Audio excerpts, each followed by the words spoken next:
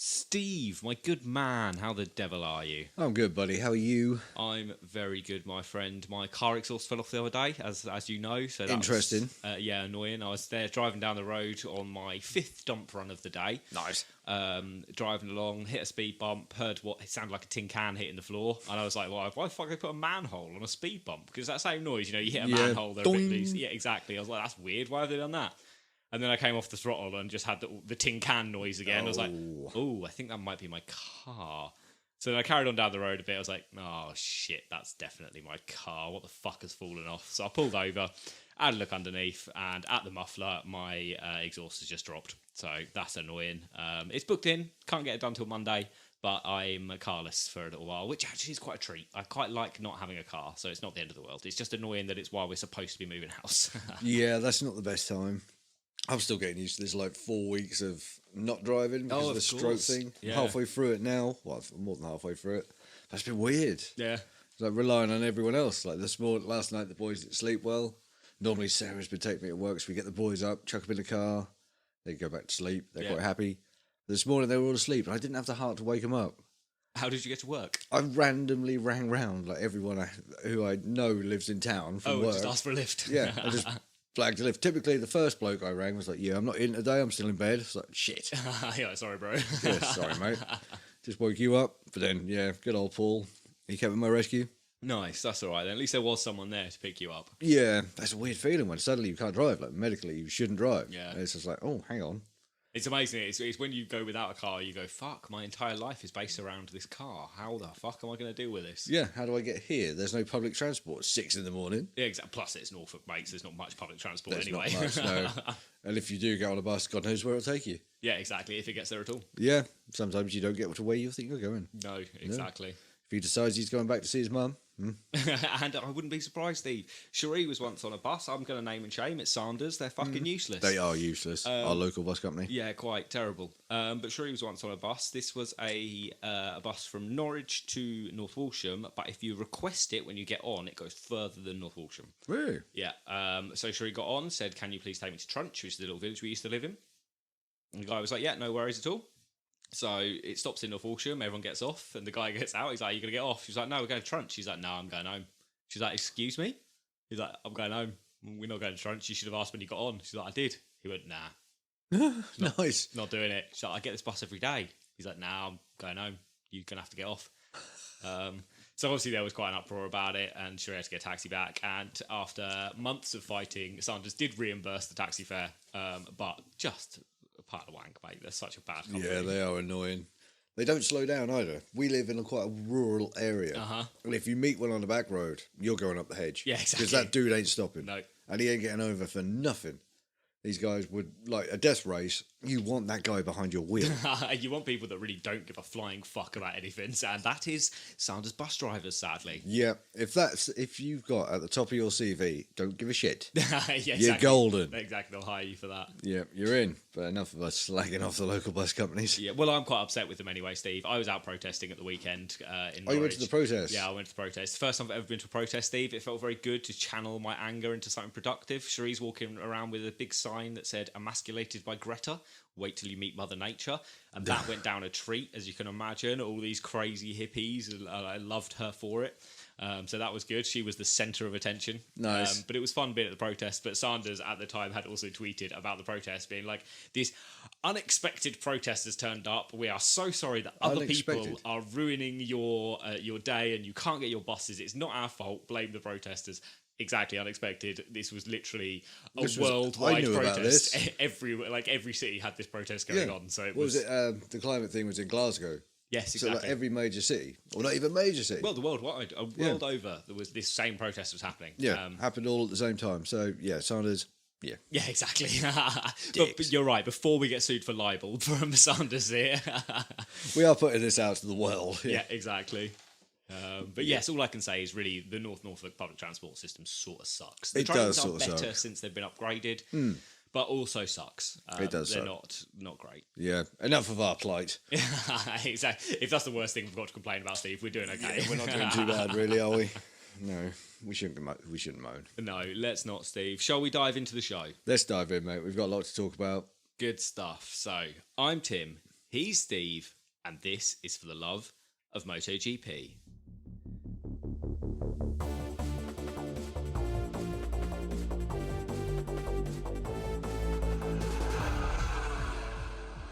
Now, before we dive into the show, guys, if you're new to MotoGP, don't forget to check out our introduction show. It tells you everything you need to know to start enjoying the sport we all love.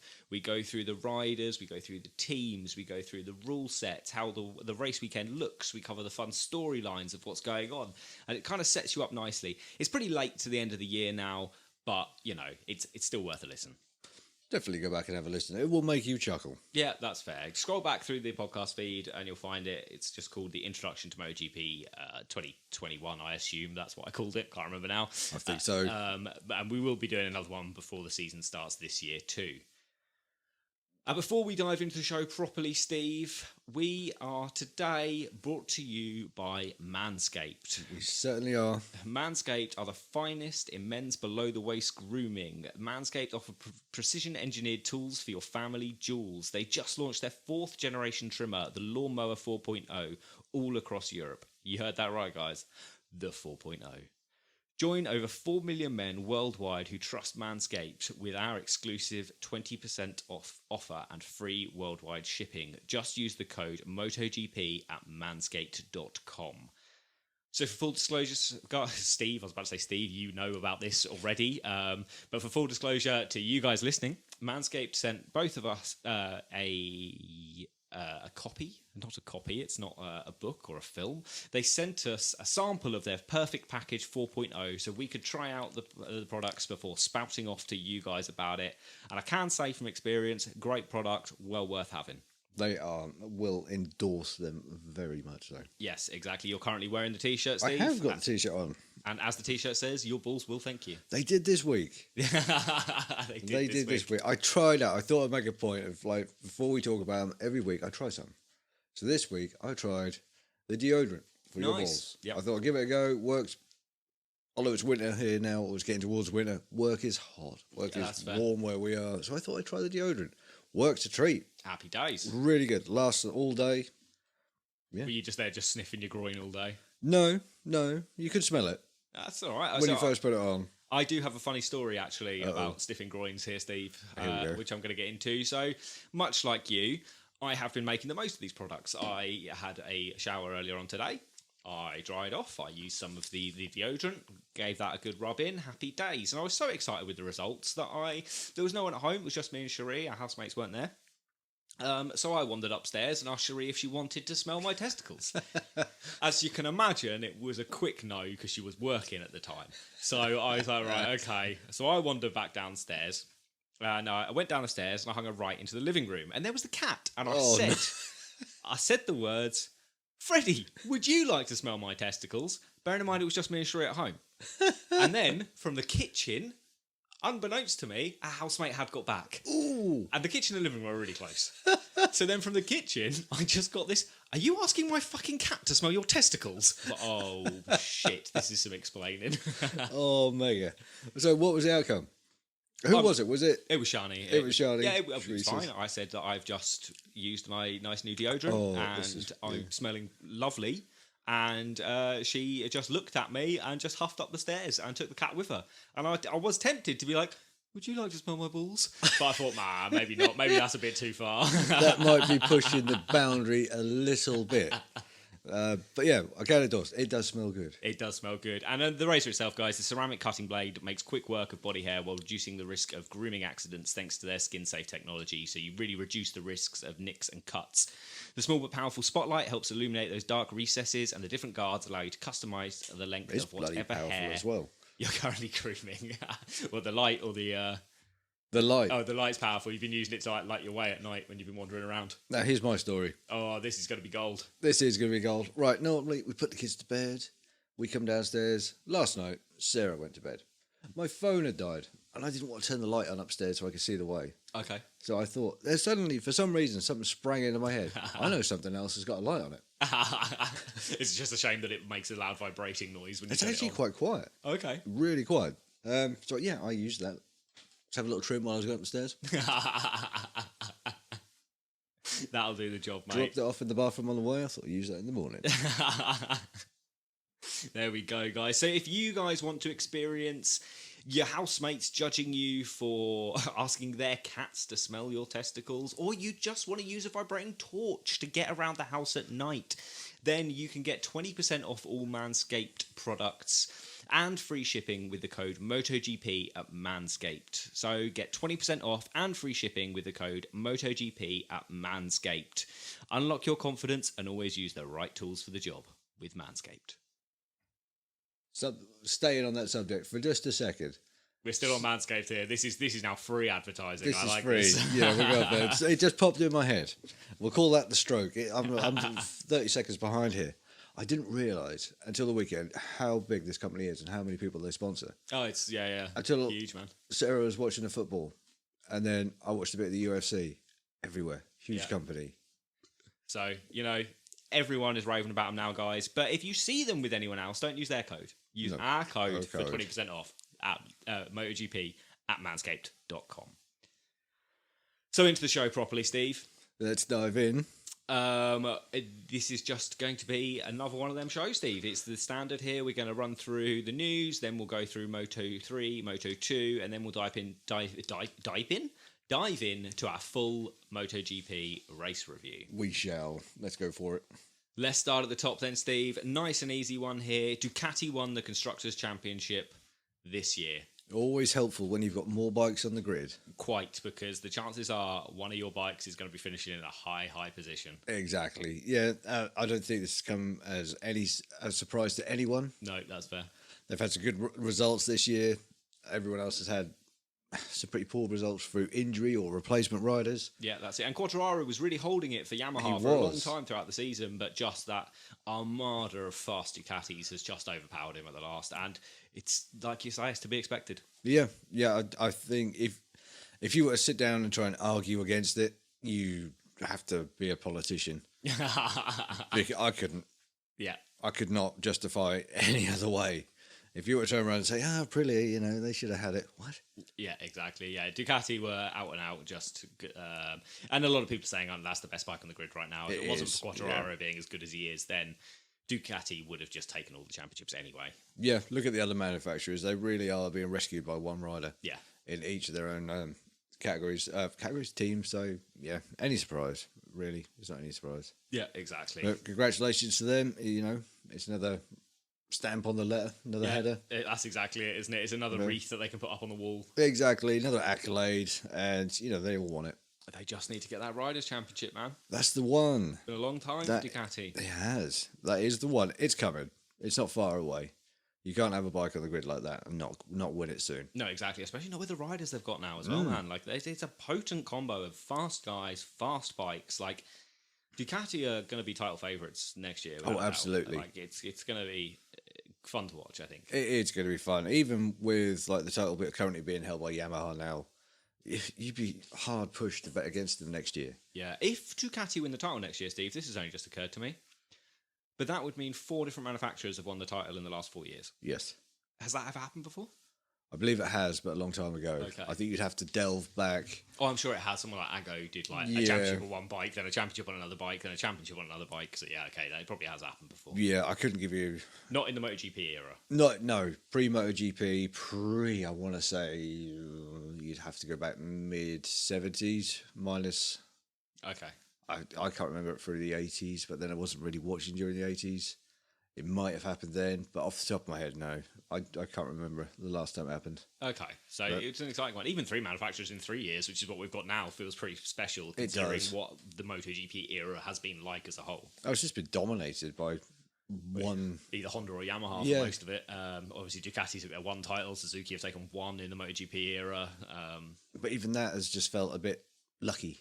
Yeah, sometimes. Well, Suzuki certainly felt lucky. Yeah. You can't argue that Ducati's 2007 title was lucky because that was just dominance. Nuts, that one. That was just a potent combination of one of the best riders that's ever existed on just a crazy powerful machine.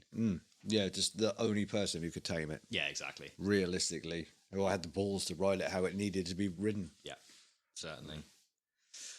Moving on then, Steve, next bit of news here, and this one did come as quite a surprise to us, but Marc Marquez is now out for Valencia and the Jerez test. Yeah, he didn't ride at the weekend because he suffered a concussion in a training accident. Yeah. And it's now come to light that he's aggravated the old injury in his eye from 2011. Yeah, that certainly seems to be the case. It seems like the concussion could be worse than anyone was letting on to start with. But he has been declared unfit for the next race and the following test. And his doctor has said that he's damaged this same nerve in his eye that nearly ended his career in 2011. So we know that he had that huge Moto2 crash in 2011. Did. Damaged his eye. From what I understood from that crash, I didn't realise it was nerve damage in his eye. I thought he'd got grit and shit in there and actually just physically damaged the eye. But it seems to be that actually, from what his doctor is saying here, that he's paralysed the fourth right nerve with the involvement of the right superior oblique muscle. Which I think to you and I, Steve, unless you are an eye expert or a nerve expert, and probably to most people listening, that's a lot of words for what is double vision going on here because he's fucked a nerve in his eye. Basically.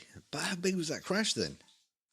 That's the thing, isn't it? But is it much like his shoulder? Is it just a weak part of him? And he hits his head hard and his eye shakes about a little and doof, whoa, shit, now all of a sudden he's fucked. I think that could be the case. I think you might have just hit the nail on the head there. Obviously, eyes, very, very sensitive part of the body. Certainly, I mean, arguably an extension of your brain. Like, there's very little that connects like your eye to your brain. It's a few nerves. Like, it's an incredible organ, your eye. But yeah, very complicated. And if you've already damaged it, a knock to the head. Yeah, and we know Marquez is prone to aggravating old injuries. So Marquez is just a bit prone to injuries at the moment, isn't he? He is. Stay away from windows, doors, all sorts of stuff. Motocross bikes now. Certainly, I imagine, and we were having a conversation about this in the Facebook group, maybe today, maybe the day before, can't remember now. I was chatting away with someone and saying, like, look, if Marquez had avoided windows and dirt bikes for his whole career, we'd be looking at a 10-time world champion right now. Oh, absolutely. So, yeah, it's that old adage, isn't it? The only person that could beat Marc Marquez is Marc Marquez himself. That's exactly what we said, and it is exactly what we're now seeing. I did make a point to you before we start recording. How long is it going to be before the doctors step in and say, that's it, you're done? Yeah, it can't be long at this rate, can it? I don't think it's going to be too long it's at all. It's one more severe injury. If he comes back from this one, it's one more severe injury, and then all of the sensible people around him have got to be like, Mark, look, mate, you might do another championship, but it's another championship worth the next 50 years of your life. Like, exactly. You've got to have a trade-off here. I mean, we're talking major debilitating injuries here. You imagine living the rest of your life with double vision. I know guys who have had to live their entire lives with double vision, and it sounds fucking awful. Yeah, I get it a little bit if I take my glasses off for a long period of time, but that's mainly only caused by like headaches. Yeah. Because my glasses are just really to balance my eyes out. Yeah. I can't imagine living every day with it. No, certainly not. And the shit you can't do. You can't drive. You that's can't, it. like, the amount of things you can't do is madness. So, like, there's going to come a point, isn't there, for Marquez, where someone's going to have to sit him down and just be like, bro, you need to stop, or you are going to be fucked in 30 years, mate. It's really not worth the glory now. Just carry on.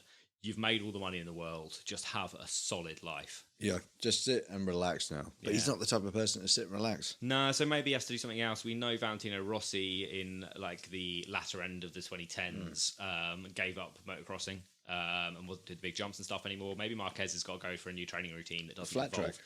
Yeah, flat tracking's okay. It's not going to be so many scary crashes you'd think. But Yeah, excuse me.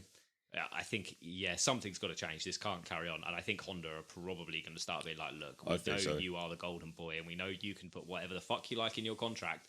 But if you're expecting us to drop 20 million a year on you, you need to start making sure you're good to be on this fucking race bike, mate. Yeah, I think, and with the way the world is on head injuries at the minute, every sport is hot on it. Certainly. It's a big thing now. It is a huge thing. It's been ignored in the past, and we're only now seeing people come forward with dementia. Certainly, people are saying it's caused by head injuries. Yeah. I think they'll be all over him, and to be out to rule himself out, or someone, the doctors, to rule him out of the Jerez test. We know that's big, man. That is like big. Missing That's forward. Valencia is fair enough. Like at this point, he can't win a championship. What could he get? He could get another win to his tally of however many fucking wins he's got. But at this point, it makes no difference to the championship or the season. But the Jerez test is a big step into next year on the 2022 machine. Yeah, we know it's a brand new bike. So that's a test he does not want to miss. Yeah, exactly. So that is a big, big cross or blot on his book. I don't know. I'm quite worried. Yeah, I'm quite concerned about this one, actually. More concerned about this one. Not than I was about the arm, because I think I made it very clear I didn't think he was going to come back after the arm. And he clearly did, and he proved me, and I'm sure plenty of other people wrong. I feel like he will be back from this one.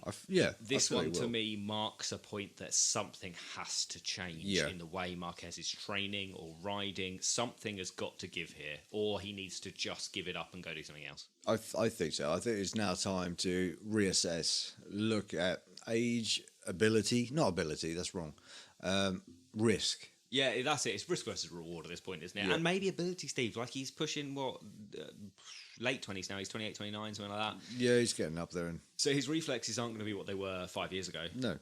His body's not going to be what it was 5 years ago. Body's battered. And his body is fucked, mate. I know, actually, I can probably vouch for Mark here more than I could vouch for the average person, but I know that having some serious injuries in your life has a really bad knock-on effect. I feel like I'm about 60 now, the way my body's just fucked. Mark must feel worse than me, just like he must be torn apart. Like, it's unreal. Let's look at his injuries, and not look at yours, but he's out there wrestling this thing. Yeah, exactly. With these injuries. This would be like you strapping your pack on. We know you like hiking, but not just going for a general hike, but going up a mountain. Just pushing your legs and back to the extreme. And that's it. And I'm sure, actually, much like when I do go hiking and stuff, I feel better for it. I feel less pain. I feel less aggravation because I'm moving. All the muscles are doing what they should. And I'm sure Marquez, while he's riding and while he's training, is going to feel very good. The moment he stops, however, and whether that stop comes down to he gets so injured he just has to stop, or he's told, look, bro, you need to stop and slow down a bit here, he's really going to feel the pain then. When everything starts to seize, when everything starts to, he's not working all the muscles quite as hard. He could still be in the best shape of his life, but he won't be pushing to the extreme and he will start suffering for it. And that's only going to get worse the longer he leaves it. Exactly. But we will see. And we're now going to wait quite a while before we see what happens. I mean, arguably, we're not going to have a fucking clue what is happening with Marquez until Qatar next year. No, not at all. So we could be looking at months. Yeah. 4 months. It's good, Steve, because it gives us something to talk about for the next 4 months. It does. It's the Marquez speculation again. Yeah, exactly. Enter the silly season of Marquez. Quite. So let's keep moving with the news then, Steve. I want to chat briefly about this new shoulder cam we've been seeing. I like it. I'm a big fan. It's a really nice view. It's a really great way to see all the movement and all of the...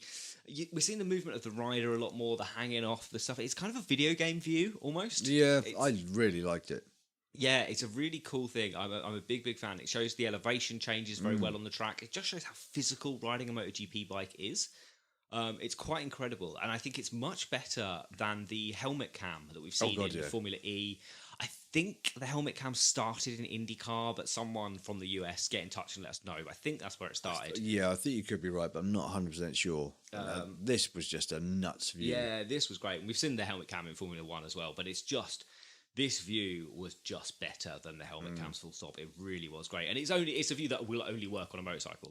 This wouldn't work in any car sport. No.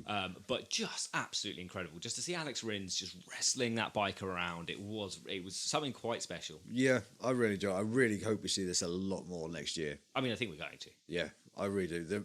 The response to this has been insane. It's funny the difference in responses though from fans and from commentators, from pundits. The response has been so positive. Everyone has loved it.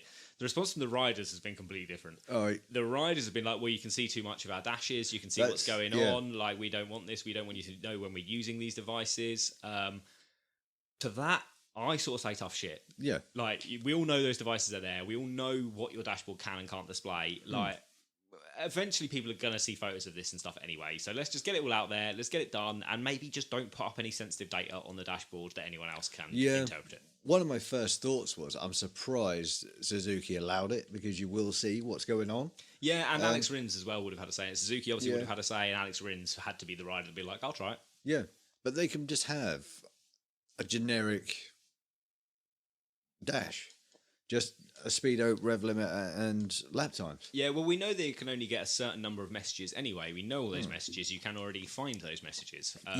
So there's only set messages they can send. They can't just keep sending like emojis and like funny GIFs and stuff. Like, they can't do that. So it's got to be the messages that the FIM and Dorna have said they're the okay ones to send. So we already know that's what's happening. I think it's more just where the buttons are placed and when they're using the ride height adjuster and stuff that they're getting concerned about. But again... I kind of am of the opinion that that's tough shit. I'd be quite keen to have a race series where all the telemetry and stuff is just there and anyone can access it. And if it means another team can access your data, happy days. If it means the fans can access it, happy days. I'm kind of on the board with just the whole thing being like quite an open sport. So Yeah, I like it. I get what you're saying. I get why they didn't want it, but for us as viewers sitting at home, it was just nuts. Yeah, it was a really good view. And actually, most of us aren't sitting there and watching what's going on the dash, are we? We're No, like, we were oh my just God, watching. look how far he's hanging off that fucking machine. Exactly. There was bits where he was like dabbing the thumb brake and all the bits, and I didn't give a shit about that. Yeah. I just wanted to see how far he was leaning off and what that felt like. Yeah, exactly. And even the thumb brake's not an issue, is it? Like, No. we all know they've been using a rear brake to turn a bike for years. Oh, Christ, like, they've been around since the 70s or something. Yeah, 60s, exactly. 70s. There's nothing new. It's nothing special. I think it's a lot of it's yourself. just the ride height adjuster and stuff. And I teams maybe bet. don't want other people to see how far their bike's revving, potentially. Yeah. Over revving, potentially.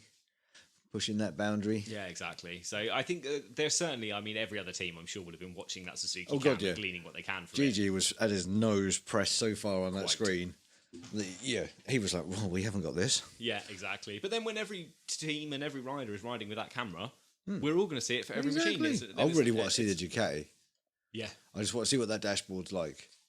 Well, I imagine the dash was, like you say, just very similar across all the machines. I think they're probably exactly the same. I think they all come out the same box. Yeah, exactly. They Probably all made by probably- the same yeah. manufacturer. They're all made by like Siemens down the road. Or something. Exactly. They've all, someone's wandered down to the local hardware shop. Oh, we'll have one of them. Yeah, I just need a cheap LCD screen and a few LEDs. Yeah, that's all I want, mate. Oh, Yeah, exactly. $14.99. Cracking.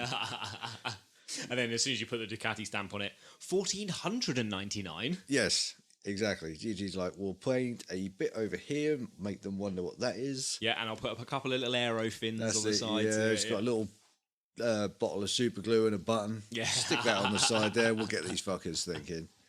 Now, what is that for? Eject? Whoa. Yeah, oh, imagine the trolling that they could do to us. With Oh, that. they really could. They Have really a boost could. button. NOS.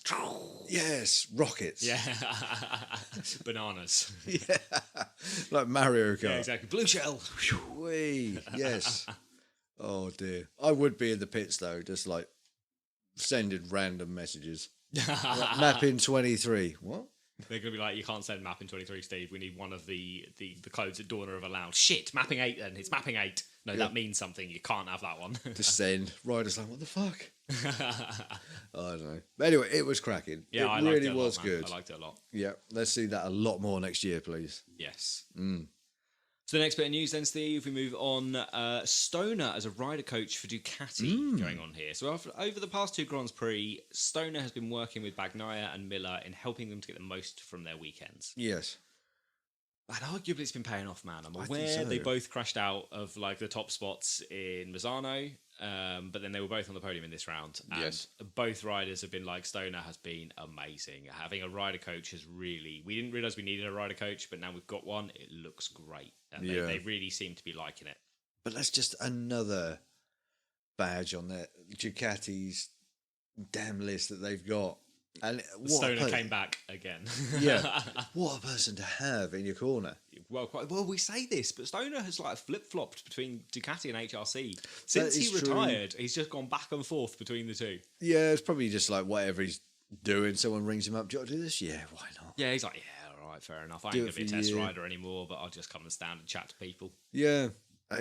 He's got history and with Ducati, and being there has obviously worked. Certainly. You know, they both crashed out and they both got on the podium. Yeah.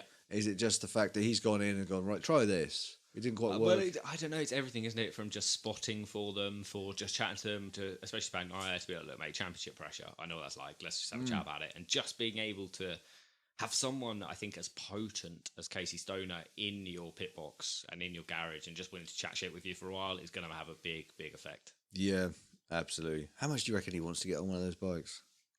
I actually, from the things he said across the weekend, don't think he gives a flying fuck about getting on a bike. I think he really wants to be in the paddock. I don't think he gives a flying fuck about racing again. No, maybe not. I just thought when he probably wandered in, he probably took a look at it and thought, I just want to see what I can do. I imagine he'd want to, like, Yeah. you know, I'll take it round for, like a Neil Hodgson media lap or something. Yeah. I could imagine him just wanting to do something like that, but I really can't see him ever getting involved in full-time competitive racing again. Oh, not competitive. I think he'll spin a few laps, Yeah. break a few records. Just get on it, be like, well, this has changed since I was on these bikes. Yeah, just, you know, suddenly go, I don't know, 0.3 quicker.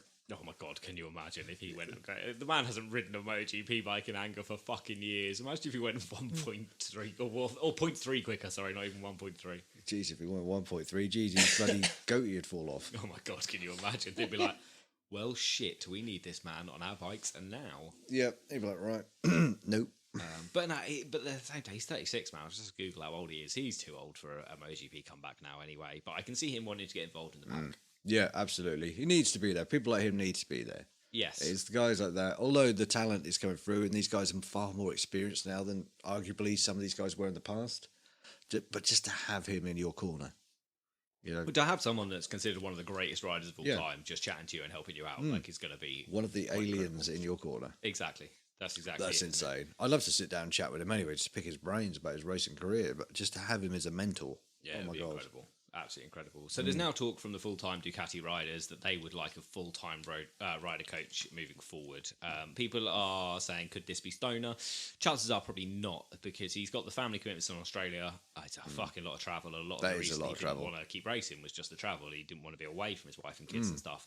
But he also said he's not ruling anything out. So maybe it's a part-time gig or something he can do from time to time. Yeah. I guess we'll wait and see. You're going to even do it remotely.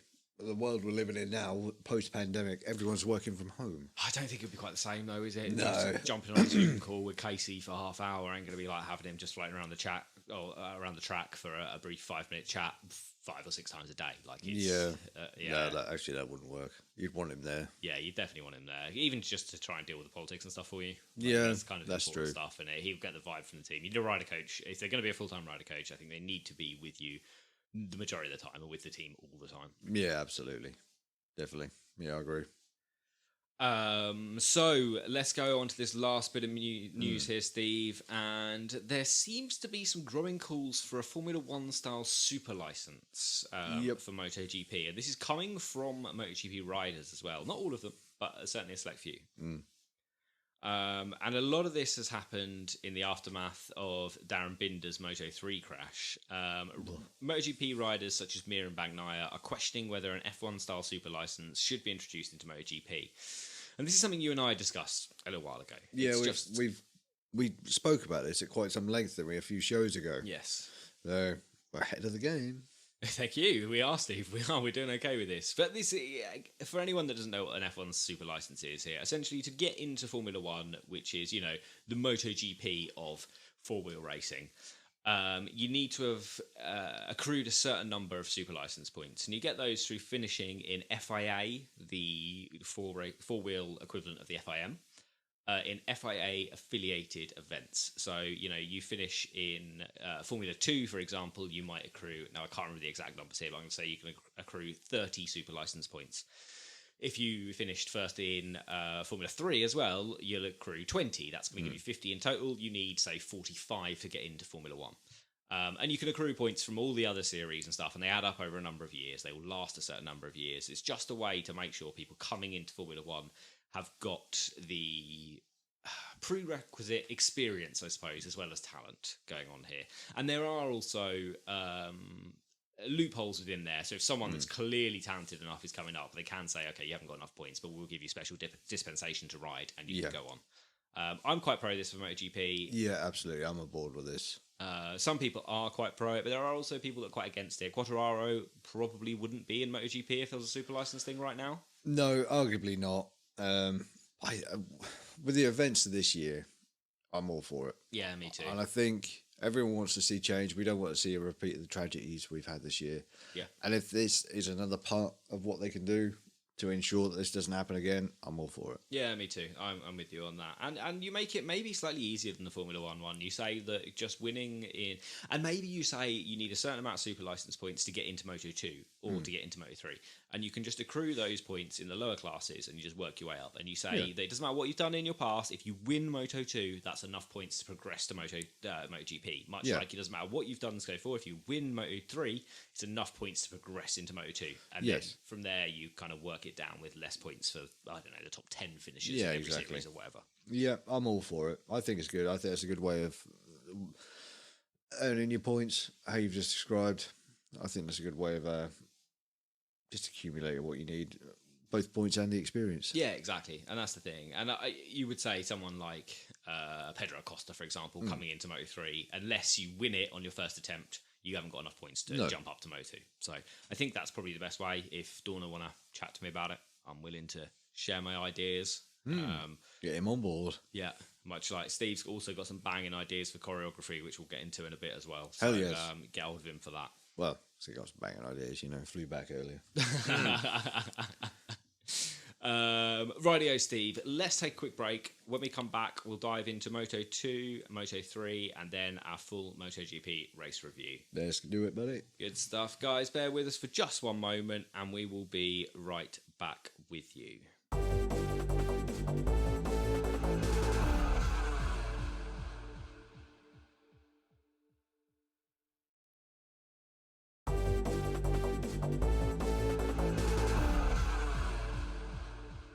Thank you for bearing with us there, guys. We are back. I'd opened my fresh beer, but I actually don't have one, so I can't do that for you all today, and neither does Steve. So there's no beer cracking sounds going on today. No.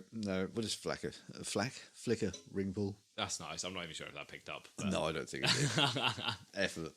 So let's dive in and cover the top 5 in Moto3 and Moto2, Steve. We will start with Moto3, and I want to say before here, this was a great race and a champion really crowned in style.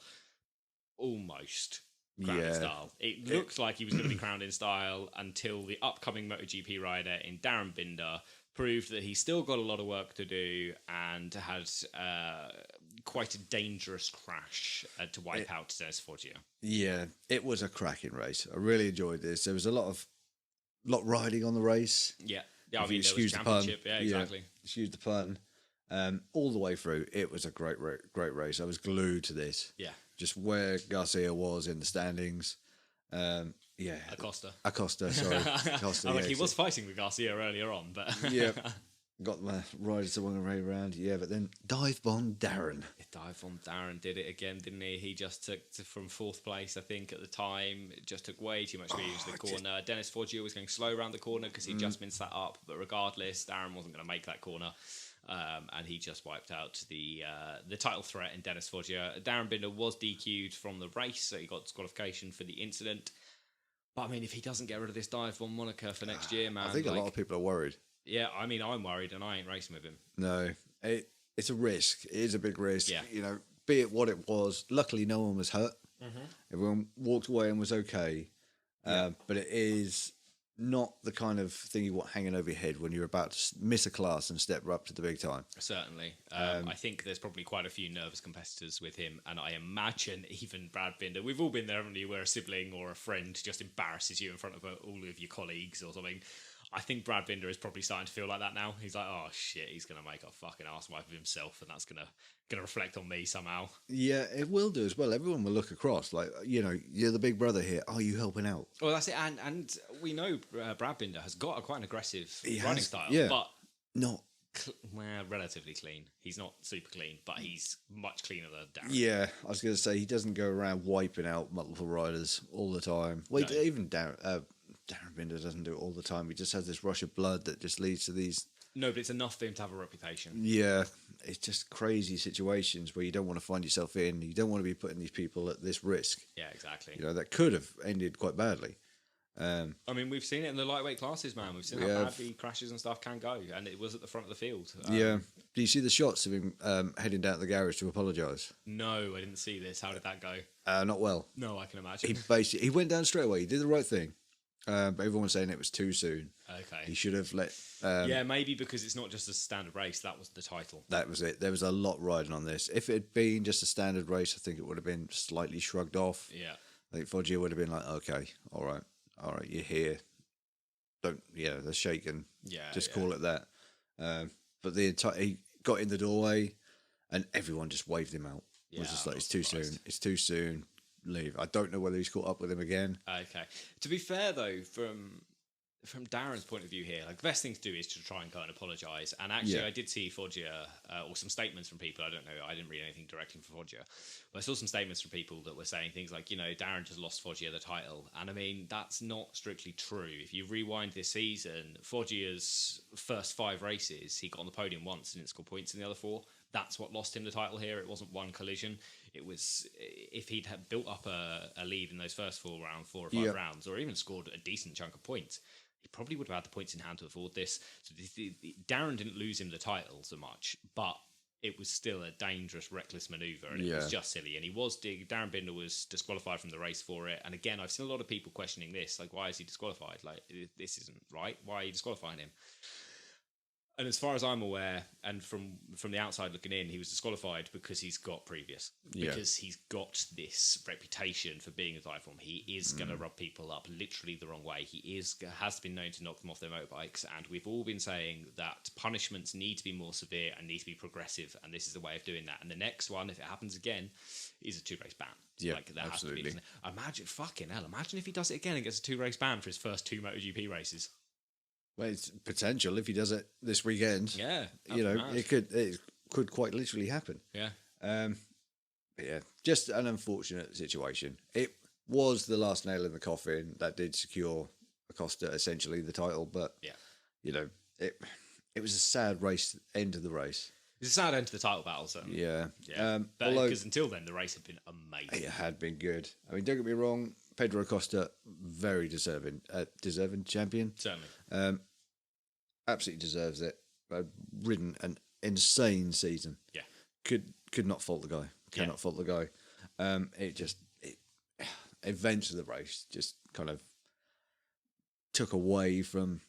It certainly left that deflated feeling towards the end, because it was building and building and building, and Pedro Acosta was really fun to watch in that, really loose, like the bike sliding about everywhere, like he was really, really going for it, and had quite clearly shown in the warm-up in the morning, FP4 I guess, in the morning he'd shown that he was going to go for it because he was 8/10 faster than everyone else, and then did a cheeky little wave to Foggia on his way past, brilliant. So you knew he was going to be fucking going for it in the race, and it just all worked out in Pedro's favour really, but he's put himself in the position in which he could capitalise from it. But the top 5 anyway in the race, Steve, looked like this. Izan Rivera finished 5th. He's actually my title favourite for next year. He is suddenly there all the time. Yeah, and this is the Junior World Champion from last year. He beat Pedro Acosta to the Junior World Championship. The guy's got bagfuls of talent, and I think he's going to be one of the title favourites next year. Absolutely. Jeremy Alcoba was in 4th. Again, someone I think is going to be a title favourite next year if he can get a grip on his aggression. Yes. 3rd was Niccolo Antonelli, just a stalwart in the class. He's not going to be a championship favourite, but he's good for a few podiums and maybe a win a year. Andrea Mino finished 2nd. Again, I can't class him as a championship favourite. I don't think so, but he will be there. Yeah, he's just always going to be at the front. Yeah. Exactly. And then Pedro Acosta winning the race and the title in dramatic style.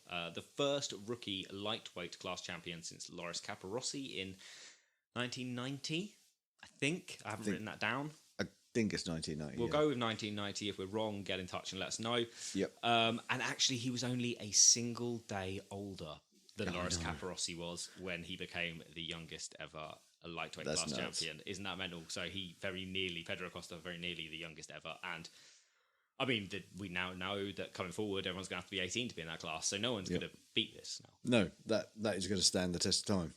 If you're Capirossi, you're like, that's me. Yeah, like fucking golden, mate. I got a bit sweaty about it this year from Pedro, but apart from that, things are looking good. Yeah, he's like, one day. Yeah, exactly. One day, brother. Single day. Can you believe it? That's nuts. So close. So close. But yeah, a great title battle, I think, for most of the year, and a great performance from Pedro Acosta across much of the year. Absolutely. He opened strong, he had a dip in the middle of the season, and he's finishing strong now. Exactly. It's been a great year. Yeah, really good. I'm very much looking forward to him on a Moto2 machine next year, especially on one of those Akiayo machines next year that we know are going to be weapons. It's going to be so good. So Moto2 then looked like this, Steve. Cam Beaubier finished in 5th for another nice result from the American here. His second top 5 finish. The other one came in Texas. And we've already been to this track, so it's a track he knows. So I think next year he's going to be a potent threat. I think so. He shows that, once he knows a track, he's fast. He's as fast as everyone else. Yeah. So next year, he's now got a year's experience on all the tracks. We know we're going to 2 new tracks next year, so we'll see what the comparison is. But then it's a level playing field. Exactly. No one's been there. Once he gets the grips, he's there. Yeah, I think Cambo V8 is probably our next American hope in MotoGP at the moment. Absolutely, it's great to have some Americans, but we've got Joe Roberts We've got Joe Roberts as well, but Joe Roberts, I imagine right now, is looking across at that Aprilia being like, shit, I should have signed that contract. I think so, but here we are. Yeah. So there's still time. Yeah, exactly. So fourth place in the race then was Aaron Canet. We know he's going to be moving from the Bosco Scuro machine onto a Calex next year. Sam Lowe's was in third. He will be in the class next year. Continuing on, kind of to be the guy you have to beat to get to MotoGP is what I'm getting that feeling from Sam Lowe's now. He's going to be the Keenan Sofuoglu character, like in World Supersport, in which if you can beat Sam Lowe's, you can be considered for a MotoGP ride. If you can't beat Sam Lowe's, you ain't getting a MotoGP ride. Yeah, that sounds about right. He is the benchmark. Yeah. He will be, exactly. Everyone knows what they're getting from him now. And I think Mark VDS is going to be happy. As long as he can keep winning a few races a year, they're going to be happy to keep him. All right. Ralph Fernandez then finished second to his teammate Remy Gardner, who finished third. And this was a solid race from Remy Gardner here. Ralph Fernandez put the soft tyres on and streaked out to a lead. Remy Gardner with the hards just let him go and then kept him honest. And then as soon as Ralph's tyres started to fall off, Remy was able to just pick up the pieces and just cleared off. He's now got a 23-point lead in the championship. So, as long as he finishes 14th or better, he's sewed this title. Well, I guess 13th or better to sew the title up. Yeah, 13th. Can you see it not happening?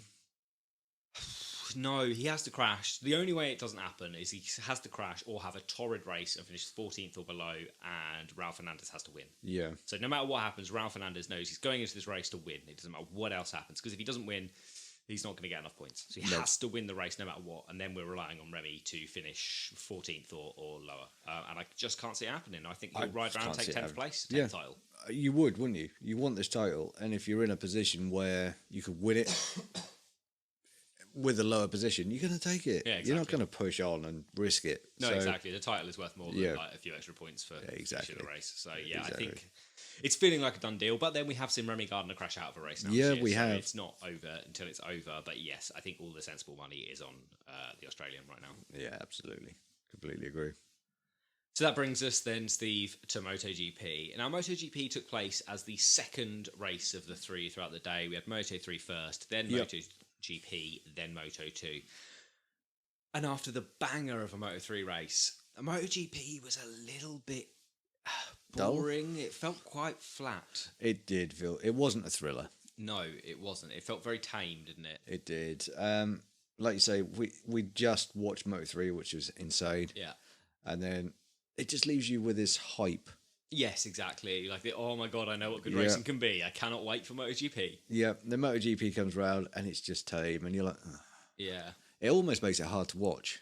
It felt pretty hard to watch, actually. It was probably the least exciting race of the year. I think so. It was just not a thriller. No, not at all. Shame, but there we go. It's on arguably, a lot of people are calling it the best motorcycle racing track in the world at the minute. Yep. I think the fact we've been there so many times in the last 18 months hasn't helped, because all the teams have got so much data. Everyone knows what they can do. Nothing has really, there's not big changes. Like, it's just an amazing place. It's an amazing place, mate, and I will go back year after year. It's just a stunner. I love it. But it's the fact we've had so many races, just with so much data. None of the machines have really changed, so the teams know what they're getting from there at the moment. Yeah, it will produce some awesome racing. It's just, like you say, we've been there so much. Yeah, exactly. But we had a race. It was still a good race. It was still a MotoGP race, mate, so I still enjoyed it. It did end a couple of laps early due to a red flag after Iker Lecuona had wiped out the hometown hero in Miguel Oliveira. What was quite a nasty crash, actually. It looked horrific from the camera shots we saw on BT Sport. Yeah, exactly. We saw Lecuona go down and wipe out Miguel as well, who was on his outside. But then Miguel, this was the scary bit here, got his left leg trapped between the two bikes. And was like held up in the air, wasn't he? Yes, and then it was just dragged along, and then through the gravel and stuff. It was a proper leg breaker, mate. It looked like a nasty crash. It was very good, and it was scary to see him stretch it off at the end. But it was good to see him standing up. We do know he went to hospital. He had checkups. From what I understand, it seems to be okay. But yeah, not a good day for Lecuona, really. And I imagine being in Portugal, Lecuona may have been like, "We need to get the fuck out of this circuit now." Private chopper. Yeah, exactly. Here now. He's like, "I'm glad there's only 28,000 fans here today, because otherwise this would be a problem." Oh God, yeah. What an unfortunate person to wipe out. Of all the guys on that track, you wipe out the hometown guy. Yeah, not only the hometown guy, but the guy that is running the full factory machine that you're on the satellite of as well. Yeah, you're off. It don't matter. He's staying. It's just like, oh my God. Yeah, what exactly. have I done? Whoopsie. Yeah. Oh God. Yeah. Something. Pedrosa wiped out Nicky Hayden. What, 2006? Yeah. Yeah. And the title.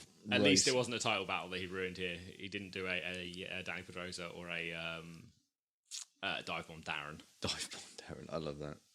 But anyway, should we dive in and have a look at the teams in the order? Yes, mate. Let's do exactly that. And we're starting with Aprilia, Steve. I don't like this. No, it feels like a return to the old, and it's got me a little concerned. I hope this pattern does not continue. Yes.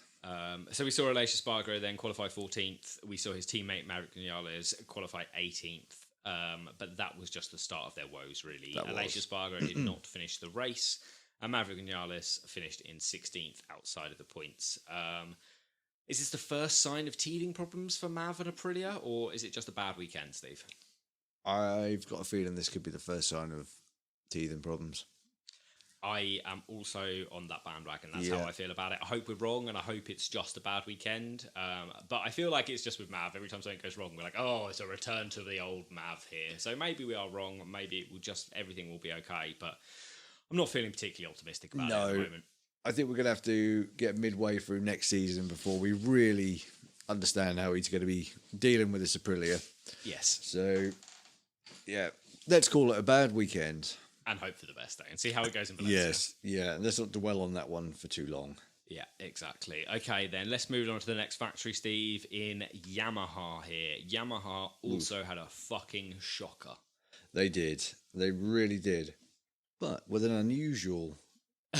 the unusual caveat. I think that's where we're going to start, Steve. Let's start with the unusual. Valentino Rossi then qualified 16th, finished the race in 13th as the top finishing Yamaha. It's What nuts. the fuck? Welcome to 2010, my friends. Yes, just a long way down the order. Yeah, exactly. At least he can say he finished as the top Yamaha in a race in his final season. Yeah, that's something to take away. The rest of it, though, it just felt like a standard Rossi weekend now. It was just another anonymous Rossi weekend, wasn't it? But it's just to be expected, isn't it? There's one race left. I'm going to be so sad to see him go. Oh. I'm looking forward, though, to the celebrations we're going to see. We're going to see something big. I don't know what yet, but it's going to be good. And in fact, you've got a great idea for this, Steve. So I think maybe you should just regale us with your plans for this, because A, if it happens, you can say you called it / organised it and they owe you money, or you can just claim you're a prophet. All right. Now, I will state that I have seen somebody else's predictions. I've read them out to you before. I'm not going to name the person. Well, you can name the person, that's fine. And you did, but you had told me these before those appeared online, to be fair. So I can confirm that you had told me your plans before we read Toby Moody's idea of what should happen. To be fair, mine and Toby Moody's are kind of similar. Yeah. But here we go. Here's my prediction. So the race will end. We will do the podium. Then we will have the celebration, because I don't want to see the same kind of mismatched stuff we saw in Misano with Rossi doing his final Italian goodbye, and then although Quartararo did win the championship, we had the two bits going on. We had the two bits going on, plus we had Marquez winning a race, so it was like three things that all sorts everyone wanted to focus on. Yeah. We want to give it the full bore send-off that he deserves. Yes. So anyway, we'll get the podium out of the way. Then Rossi is going to come out the pits on a special delivery bike. Well, but no, I imagine he'll be in a special livery. Oh, it's going to be a special livery bike anyway. Yeah, trust me, I talked about it. We were discussing this earlier. You're like, he's already paid me for the plans. Don't worry about it. I know what's going on. Yeah, but anyway, he will come out the pits around the track. He will ride around the track. And what will happen is, as he comes out the pits, we will get his first championship winning bike. A little bit further around the track will be the next championship. And then you get the picture. As we go around the track, the bikes will get more current. Yeah. And do we go with just championship winning bikes, or maybe every bike from his Premier Class career? I was going whole career. 125, oh, okay, 250. You were going the whole hog, mate. Special delivery bikes around there as well. Nice. So we're going to see some crackers. We're going to see 50 odd bikes going around here. Yeah, it's going to be nice. But these bikes will follow him. So it will become a parade. Yeah. So as he goes around the track, these bikes will follow him. We will then do a second circuit when we get around the end, a proper celebratory. And these are going to be in chronological order, are they? With Valentino Rossi at the front on this year's bike, and then someone riding the 2020 bike, and so on and so forth all the way back. Exactly. These bikes will all follow him round fireworks obviously going off as we go around. Celebrations are dotted around the track as well. Will be snippets of his like famous celebrations. So there'll be a toilet he can run to if he wants to. All sorts. Ball and chain. The chicken could be running around. There will be all sorts going on. Fanfares. I did think about another thing we saw when he got his 100th win. There was the nice banner. Yeah, I would suspect we will see something like that again. There will be pieces around the track. Bit of music, nice bit of music, maybe a flyover. Yeah, and then I suspect we will see a lot of whatever it is. I think we'll see it before the race. I think it's going to be a whole weekend. We know Stoner's working with the BT Sport guys. Yeah. So I think it's going to be what they will do, and Dorna will probably say will be a whole weekend thing. Yeah, I think so. But obviously, the big send off at the end, I would like to see. It can only be focused on Rossi. Yeah. So these riders, we know. I'd like to see Stoner on a bike. I'd like to see Lorenzo ride a bike. Oh my god, all riding Valentino Rossi bikes. Valentino Rossi's really bikes, good. just to pay tribute to him. His VR46 Academy riders. Yeah. He'll ride some of the bikes. Some of the pundits get Neil Hodgson on there, and like some of the riders. Anyone that's raced against him, I suppose. Yeah. Some of the pundits from around the world who did the foreign TV or your local TV. Yeah. Ex-riders and racers can jump on a bike and just parade around with him. Yeah, it would be really cool. Yeah, third lap will be Rossi only. Okay. The rest of the bikes will peel in, and this will be his opportunity to go around very slowly and just do his own thing. I think no matter what happens, it's going to be incredible. It's going to be awesome. And it's such a hard thing. I mean, the effort that is going to go into this by Dorna, by Rossi's people. This could be one of the most viewed MotoGP races ever. I think so. I really do think it is the end of not just his career, but an era in time for many people. Certainly, it's a huge end of an era for probably most motorcycle fans. Absolutely. I mean, I started watching MotoGP just as he won his first title. So I've watched him now for 20 plus years. Yeah, and I've never seen the guy win a title live. No. Like I've never seen that happen, and yet I still feel this affinity to him. Like this. Oh my god, I'd be really sad to see him go. So I've seen him winning all his titles. Unfortunately, that's how old I am. Yeah, I think for a lot of people it's going to be and himself could be a very emotional weekend. I think it's going to go on, and I would like to see a special piece done, and I'm sure people will all around the world. Whatever station broadcasts it where you are. I'm sure people will do their own thing. Oh, without a doubt. Without a doubt. It's going to be a whole weekend. I just hope it doesn't... It's going to be a whole off-season, mate. The whole off-season is going to be Valentino Rossi. Oh, Christ. There's going to be so much. Come Sunday evening, the social media podcast world is going to explode. Yes. With everyone's pre-recorded podcast dedicated to the life of the Doctor. And you wait, he'll go and do something weird and get a 200th podium in some weird wet race, and everyone's going to be like, fuck, we need to re-record those shows. Yeah, well, people are talking about this. If, I saw something online where people were like, are people going to give him this opportunity? Oh my God, can you imagine if he's riding around in fourth and the guy in third's just like, take it? Yeah. But people are saying this. No one will do it. I wouldn't fucking do it. I'd be like, that's fucking Valentino Rossi that I've just beaten to the line. That's a result. Exactly. But someone asked the question, do you think even if he's riding around in last, they will all stop and give him that? I say no, because these are natural born riders. The person on that grid that would possibly dream of it would be his brother. Yeah. I can't see anyone else do it. Luca Marini would probably be the only guy that would go, maybe I'll just run wide here and let him take it. But no one else is going to do that. Somebody asked the question. I thought, can you imagine if they do? Every single rider stops and just lets him through. There's your 200th. Wouldn't that be amazing? Yeah. But it would feel so cheap. It would feel so cheap. It would. And can you imagine that's how you got your 200th victory? On your last race. I actually think maybe he'd just stop and just be like, this ain't happening. I don't think he'd finish the race. I think the racer inside of him, he would stop his bike and just go through that little door and pit. Yeah, he's like, I ain't finishing this one. Yeah, just no. Never finished my last race. Across the line, I never have to stop. Exactly. Oh, hang on. Can you imagine if he does that? He just stops it before the line and just gets off. Just walks off. He's like, I didn't finish my last race. I'm still a MotoGP rider. That would be gold. That would actually be some... You might have just beaten me to my ideas here, buddy. And that's it. That's the only celebration. Yeah. He'll do the celebrating up to it. There'll be nothing after the race. He's just going to stop before the line, get off and go. Yeah, just take the helmet off and just put it on the line. Kiss the bike, sit next to it, go. He's done. Ooh. That would be good. That would be good. That is minimalistic. It's a really good mic drop finish, isn't it, to his career? He's like, I don't need the extra 4 points. What's the point? Oh, I like that. I really like that. We'll wait and see. Eh? I don't think that's going to happen somehow. Hang on, I've got to make a call. You're like, fuck, I need to... Where's Uccio? I need to turn the new plan. Oh, he's upstairs. God, that would be weird. Yeah, just wanders in mid-podcast. All right. We're like, wow, I didn't expect to see you here. Yeah. One day, mate, someone's going to wander in, your chin's going to hit the floor. Okay, well, let's get off Rossi. Let's talk about the rest of the Yamaha riders here. And we'll go with his teammate, Andrea Dovizioso. Qualified 21st, finished the race in 14th. Now, I know this bike isn't very good, Steve, and he's had half a season off. But Dovi ain't getting up to speed as quickly as I expected him to on this Yamaha.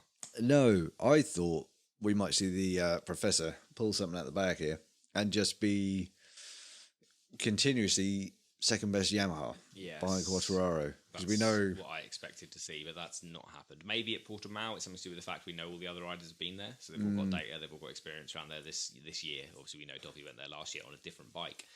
But yeah, not ideal. No. See what he does next year once he's had time to do the testing this winter, because he has had time away. It's been a long time since he's been a Yamaha. This is an older machine. Let's see what he can do next year. Yeah. Before we write him off, because it's a hard thing to do. Step away and then come back. Oh, certainly. So let him get testing out of the way. Let him get on to a current year bike. Yeah, and then let's assess where he's at. Yes. Because that's at the minute it's not looking good. No, it's not looking good. And someone else that we don't really know where it's at, Steve, is the other Yamaha rider and Franco Morbidelli here. Qualified 9th, finished the race in 17th. So he's clearly showing he's still got good pace, but his endurance is still suffering since that knee operation, man. He's just doing that thing where he just drops back to almost last every single time. Yeah, that leg is still giving him grief. Yeah. So I think this winter break test training is absolute paramount key to what he does next year now. Yeah, certainly. Potentially for the rest of his career. Without a doubt, man. I mean, we know that the rest of 2021 here is essentially just an extended preseason test. Yep. He's just, and I mean, the commentators on BT Sports said it quite nicely that the best rehab you can go through is to go and ride a MotoGP bike. Yep. So he's doing that, but it's taking, again, it's someone that's taken a while. And like you say, hopefully next year he can come back and be a full force. But we are seeing improvements here. So he may have finished 17th, but he was only 1.5 seconds off Dovi in 14th. And he was only 27 seconds off the win. It's a large margin, but if you look at the rest of the races since he's been back, the second Misano round, he was 42 seconds off the win. In Kota, it was 49 seconds off the win. And the first Misano round was just 36 seconds off the win. So he's getting closer, and he's 9 seconds closer. And I know it's different track to track, bloody blah. These gaps are going to change, but he is getting closer over time. Yeah, so it is improving for him. And, you know, like you say, hopefully he just has a really good off-season, can rest up, I think rehab, and then come out guns blazing next year. Yeah, I think he needs to just go away, give that leg the time it needs, train up, heal up, and then we will, again, very similar to Dovi, we will see what happens next year. Yeah, exactly. There seems to be a lot of gambling going on with Yamaha next year. There is a lot of gambling, actually, when we think about it. Franco Morbidelli, Andrea Dovizioso, Darren Binder, like...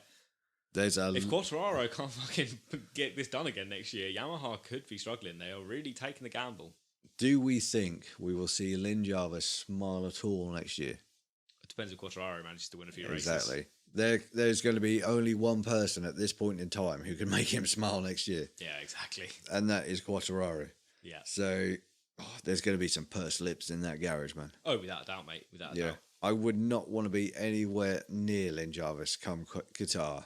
I don't think I want to be anywhere near Lynn Jarvis anyway. No, I do. I'd like to poke him to see what he does. Oh, I don't know. He gives me like salad fingers vibes. You reckon? Yeah, he's just a bit of a weird bloke. I think like this is. I can say this from the sofa because I'm never going to meet the guy. But I think he comes across as a bit of a strange man. I think he's like that teacher at school. You all think you're better than him, but you never seriously want to cross him. Oh, I've got no doubt in my mind. Yeah. He's a much smarter human being than me, and he could beat me in a battle of wits or anything else, no problem. But there's just something about him I ain't a fan. I quite like the bloke. I just think, that stare could melt stone. Quite. And the only person that can reflect that stare back on him is Gigi Dall'Igna. Yeah, that's not even him. It's just the goatee. Yeah, exactly. It's like a shield battling Medusa, so she can see her own reflection. That's what that is. Yeah, I don't know. Something about. I'd like to sit down with him and just see how bad his blood pressure is. Yeah. Because that bloke's under a lot of stress. Quite. Well, I think every team boss is. Oh, yeah. Well, except Gigi. Except Gigi, who just doesn't give a flying fuck. No, Gigi just has one setting, and that is just chill. Yeah, just chill, drink coffee, be Italian, and just relax. I like that be Italian is essentially an emotion now. Yeah, it is. It is. I like the Italian way of life. I'm going to move there. Okay, let's move it on, Steve. Right. Fabio Quartararo is the last of the Yamahas to talk about here, but it's pretty quick and easy. Qualified 7th, did not finish the race. Had his first DNF of the year, crashed out with not that many laps to go, to be fair, but it was while battling with the two Pramac Ducatis. A poor weekend for the new world champion, but, you know, he's already done the job, hasn't he? So, Exactly. It's the pressure's off. Yeah. Relax. Who cares? Yeah, quite. He was probably screaming inside that helmet, but no one could hear him because he still hasn't got his voice back. Yeah. You know, in space, no one can hear you scream. Quite. No one can hear you scream in the gravel trap either. Yeah. First First how close DNF. the mics are, doesn't it? I remember quite vividly hearing that Tito Rabat scream that was quite nasty in the gravel trap. Yeah. That haunts. Yeah, quite. That was nasty. But anyway, yeah, very, very bad race. Yeah, Let's just leave it at that. Not a great one for him at all. But, you know, one more race to go. He can bring it back there and to have a strong finish to the season. Yeah, exactly. Brings us on to KTM then, Steve. Let's, I guess, as is tradition, start with the satellite teams here. Danilo Petrucci is the easy one here. Qualified 15th, didn't finish the race, crashed out on the first lap. It turned out afterwards he was tagged by Darren Binder. No, not Darren Poor Binder. Darren Binder. Jesus Christ, I'm getting ready for next year. He was tagged by Brad Binder, who These wiped him brothers out. did not have a good weekend. No, they really did not, did they? Brad had a reasonable race, all things considered, actually. Yeah. But, Petrucci was wiped out on the first lap. And just, that was a sad end, really. I kind of hope his final race is better than the last two have been, because they've not been a good note to go out on. No, I like to think with Petrucci that he's just bulking up that much for the Dakar that he's just bending the bike. Yeah, that's it. Every time you twist the throttle, the whole chassis just twists. There's too much power in those forearms now, and he's just like, oh shit. Yeah, he's like, oh well, broke it again. I'll need that for riding off road in Saudi next year. Yeah, exactly. He's just like, oh, I'm too hench now. There's also rumours, isn't there, of him going over to Moto America after the Dakar? Yes, that will be quite interesting. We're gonna have to keep an eye on this one because I'd love to see him riding those bikes. Yeah, so it would be a superbike. It would be a Ducati, as the rumours are saying. You'd imagine he'd be quite a potent threat over in a domestic series. Like I feel like he could go over and just win it on the. He'd do a Scott Redding, win it on the first try. Yeah, I think you could be right. There's a lot of stuff to keep an eye on next year. Stuff going on out of the MotoGP world. Yeah, it's a bit annoying. There's so much shit that I've got to keep up with now. I'm gonna have to get a calendar. I need one of those spider graph calendars where I can just remind myself of who's where. Yeah. And what to keep an eye on. Because at the minute I forget. Or if I put all the reminders in my phone, the fucker don't stop going off. Quite. It just vibrates across the desk at work. And it's just like, what is your phone doing? It's like, it just reminded me about MotoGP stuff. No, I was thinking actually, Steve, for next year, I might put together a calendar or something, and then each week on the show, we can just be like, and this weekend, BSB is happening here, Moto America is happening here, World Superbikes is happening here. Actually, I'm thought about this the other week, exactly the same thing, but never followed it through. So, yeah, I think that's something we're going to have to do. Yeah, that'll be a plan for next year. We're not going to worry about that now. No, the entire motorcycling world, not just MotoGP, is now looking really good. Yeah, quite. The whole thing is exploding. It's always been good. Yeah. But now it's just exploding into this seriously insane sport that we haven't got enough hours in the day to cover it all. Problem. Yeah. You know, we dedicate our time to a love of MotoGP. But all of a sudden, everything else is looking appealing as well. Yes, exactly. This show could get very long. Yeah, quite. Well, let's keep it going then, Steve, so it doesn't get too long. Iker Lecuona then, Danilo Petrucci's teammate, qualified 10th, also did not finish the race. He got through Q1 and was looking good, and actually in the early part of the race, Steve, Iker Lecuona was looking the best I've seen him. He was loose on the bike, but he was fast, he was making moves stick. But as the race progressed, he started making mistakes. He was running wide a lot. You could see he was on the limit, and he lost a ton of spots, which ended up with him outside of the top 10. And then as the race progressed, that is where he made his mistake in trying to overtake Miguel Oliveira. And they both ended up in the gravel. As we know, the race was red flagged and ended because of that. Yeah. It's really annoying because this guy has really started to look good. In the last few rounds, and it is actually now becoming a real shame that he's not going to be on the grid next year. Yeah, obviously we wish him well where he's going across the World Superbikes, but at the same time, he's now starting to look good. Yeah, And it's just really frustrating that we're not actually going to get to see his full potential. Yes. So, but we can't change what's happening, So, yeah, not a great race for him, wiping out the hometown hero. No, exactly. That's the quick exit from Portugal, I think. Yes, private chopper, get me the hell out of here before I get lynched. Yeah, exactly. But all things considered, like you say, Q2 looked fast, looked good. Yeah. Positives. Just a shame he's not going to be here next year now. Yeah, that's exactly how I feel about it. Yeah, pretty annoyed about that now. The factory boys then, Steve. Miguel Oliveira qualified 17th and, as we know, did not finish the race. But let's sort of face it, he was having a shit weekend anyway. He's had quite a few shit weekends. It's been a weird year, hasn't it? Yeah, it has for him, very much so. Like you say, got wiped out. I think at this point in time, it is let's scrub this season. Yeah. And let's pick it up in winter testing and just pray that next year is better. Yes. Otherwise, those contracts are going to be hard to secure. Yeah, quite. Yeah. And then Brad Binder. Brad Binder it is then. Qualified 19th, finished the race in 10th. Finished as the only KTM to finish. I know. And it's just another example of Binder being very, very good in the race. Yep. But giving himself so much work to do. This is it. His one lap speed in qualifying is just non-existent. Over a course of a race, he can really pull it together. Yeah. Takes him a while to warm up, like you say, and carve his way through the field, but he always does. Yes, exactly. Very much like we've spoken about the Suzuki boys, improve the qualifying, podium threat. Yeah, without a doubt. All day long. He's just got to get a handle on this qualifying. Yeah. But other than that, to claw back 9 places, yes, a couple of guys fell off, but who cares? To win it, first you've got to finish the race. Exactly. That's exactly it. So, it's another good result, and we just hope that KTM can really pick it up. KTM obviously had highs and lows this year. More lows than highs, I think, this year. Yeah, I was going to say, I think there's more lows than highs. Yeah. But... And let's just hope that next year it all comes good for them. Yes. Yeah, I hope so. Brings us on to Honda next then, Steve. Again, Satellite Boys first here. Taka Nakagami qualified 22nd, finished in 11th. Yeah. So solid recovery race here. A Brad Binder-esque race going on. Very much so. Yeah, again, but we just didn't see much of him. Just circulated. And that's it, innit? A lot of the time, especially because there's other things going on, like you just don't know. Actually, there wasn't that much going on in this race, to be fair. But you don't see much. The guys at the back don't get much TV time. We're aware of that. And even if he makes up 11 places in the race, he may have made up the most places out of anyone in the race. I think so. But he doesn't get TV time. I'm sure he had a great race to get there, but, solid result. I'm not sure why he was at the back. I don't know. I don't think it was just pace. I'm sure something else put him there, but I can't remember now. No. His teammate, on the other hand, though, Stephen, Alex Marquez, brilliant weekend. Blinding weekend. Qualified 8th, finished the race out of 4th. Seemingly from nowhere, he was fighting for the podium and riding like a fucking demon, man. It looked like, we had that peak last year. We had like the 2 podiums on the bounce. It looked like he could win in Aragon. Like he looked incredible. Felt like that again. It did. This guy can really race.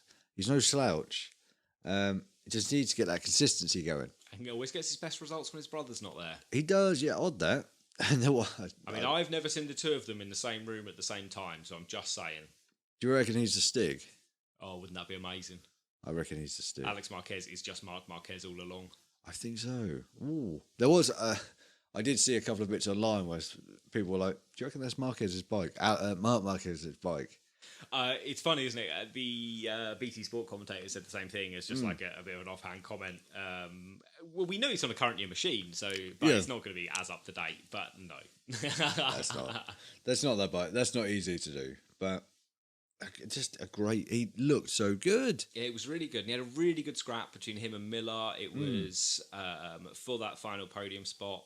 It was aggressive but respectful. Yeah. Much like I like my kinks, actually. But it was a really good race between the 2. I enjoyed it a lot. And it's interesting to say that we saw all 3 of the full-time Honda riders have good races this weekend. We saw it at Polis Magro. We'll get to him in a minute. We saw it at Taka Nakagami making up 11 spots.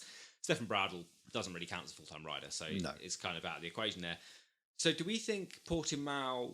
Have Honda nailed something at Portimao? Or do we think Honda have maybe found something full stop? They had a couple of wins on the bounce with Marquez. We saw a Pol Espargaro podium. We've now just seen Alex Marquez fighting for the podium. Have Honda finally found something with this machine? I don't think it's the machine. I think they just like Portimao. Because we know they're rolling out pretty much a whole new bike for next year. Yeah. So I think it's just the Honda likes Portimao. And I think the riders like Portimao as well. How did the Hondas perform at Portimao last year? Ooh, good question. Cannot remember off the top of my head. No, I can't. I think Marquez finished 7th. I think so. Marc Marquez, that is. Yeah. I can't remember who else finished where. Oh, God. Now I've got to cast my mind back. I don't know if I can. It feels like a long time ago, doesn't It does feel like a long time ago now. Whatever. I personally think the riders and this current machine just like Portimao. I think they just like the undulations in the track. Just okay, so Alex Marquez did finish 8th at Portimao last time. He was about 4.5 seconds off his brother, who finished 7th. But then the rest of the Hondas, Pol Espargaro didn't finish. Taka Nakagami finished 10th. So reasonable results, to be fair. Not bad. I just think they like Portimao.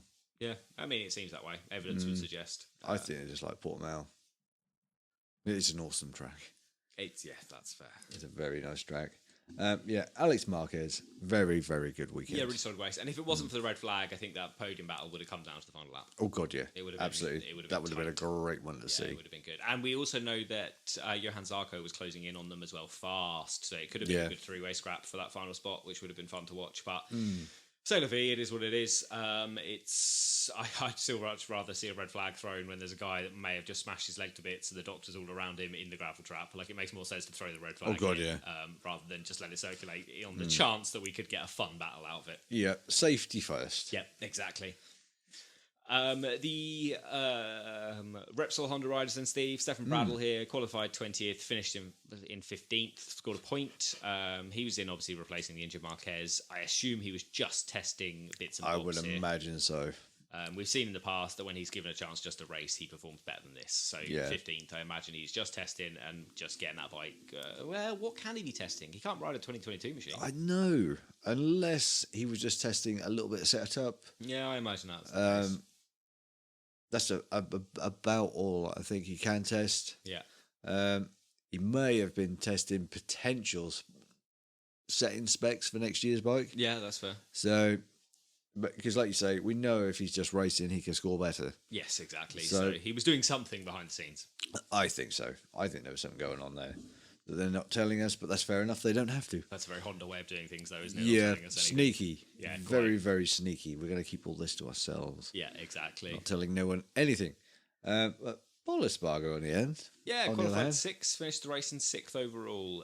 Coming off the back of his best ever MotoGP finish and his first podium for Repsol Honda. Yeah. Pol really did come out guns blazing again.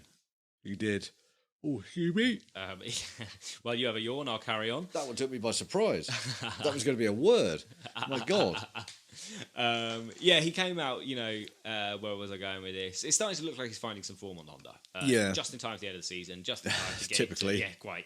But then he'll be testing the bike next year, the 2022 machine, in the Jerez test. So I'm not expecting great things from him at Valencia, but, I think he's setting himself up for a good run next year. Maybe it's not going to be a championship run, but, solid podiums, maybe a win. If he is consistently in 4th, 5th or 6th next year, that will be, to me, good results. Yeah, exactly, because then you're knocking on the door of a podium. And even if you've not got outright podium pace, chances are someone's going to crash in front of you and you will get a podium at some point. Exactly. Even circulating 4th, pretty much at some point during the season, someone in the podium position is going to drop it. Yeah. So you're golden. Exactly. Looking good. Starting to look good. Just hope he gets to grips with this new-ish machine next year. Yeah, it's taken a long time, though, hasn't it, for him to start looking good? It has taken a long time. He had those flutters of good spells last year. Well, I mean, on the KTM, he looked great. I mean, on Honda, it's taken. Oh, the Honda, yeah, it's just. Yeah, on the KTM, I thought he would gel with us a bit quicker than what he had. Everyone did, Steve. And all we can go on here is what the people that know more than us were saying, and everyone was saying that they thought he was going to perform very well on the Honda. Yeah. We'll see. We will see. Year 2 next year. Let's just fingers crossed. Yeah. So Suzuki then, Steve. Alex Rins qualified 11th, finished the race in 8th. Fine, whatever. He kept it rubber side down, managed to finish, but paled in comparison to his teammate. Yes, very much so. Even if it's a good result for him, it always seems if he has a good result, he just keeps getting outshined by Mir. You know, if he... And when he is outshining me, he crashes. Yeah, exactly. It's a bloody annoying situation. Yes.